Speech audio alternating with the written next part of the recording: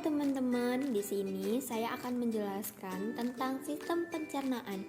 Sebelum itu, saya akan memperkenalkan diri terlebih dahulu.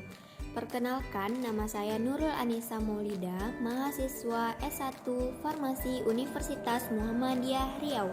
Anatomi sistem pencernaan, yaitu ada mulut, kelenjar ludah, kerongkongan, hati, lambung, empedu, pankreas, usus kecil, usus besar rektum, dan anus.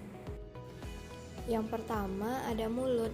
Rongga mulut adalah pintu masuk saluran pencernaan, di mana langkah pertama dalam sistem saluran pencernaan adalah mastikasi atau pengunyahan yang melibatkan gigi dan lidah untuk membolak-balikkan makanan. Yang kedua ada kelenjar ludah.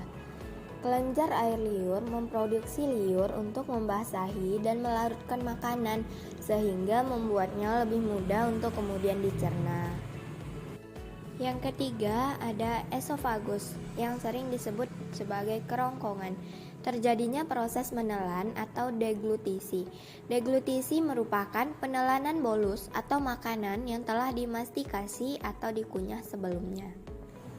Pada esofagus ini terjadi gerakan peristaltik di mana makanan diremas-remas agar bisa menuju lambung.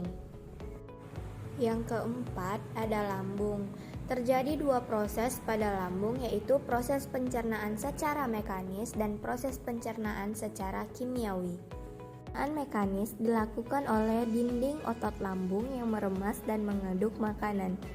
Sedangkan pencernaan kimiawi dilakukan oleh getah lambung, di mana getah lambung ini menghasilkan 3 enzim, yaitu pepsin, renin, dan asam klorida.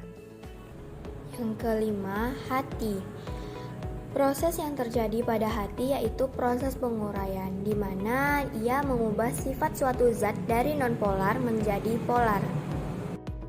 Yang keenam ada empedu, berfungsi untuk membantu penguraian lemak. Selain itu, ia juga berfungsi membantu fungsi hati dalam pengeluaran zat sisa metabolisme dari dalam tubuh. Yang ketujuh, pankreas. Pankreas berfungsi untuk membuat cairan yang disebut dengan enzim.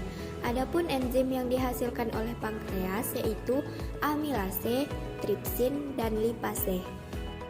Yang kedelapan ada usus halus. Usus halus ini berfungsi untuk menyerap sari-sari makanan. Usus halus terbagi menjadi 3, yaitu duodenum, jejunum, dan ileum. Yang kesembilan, usus besar.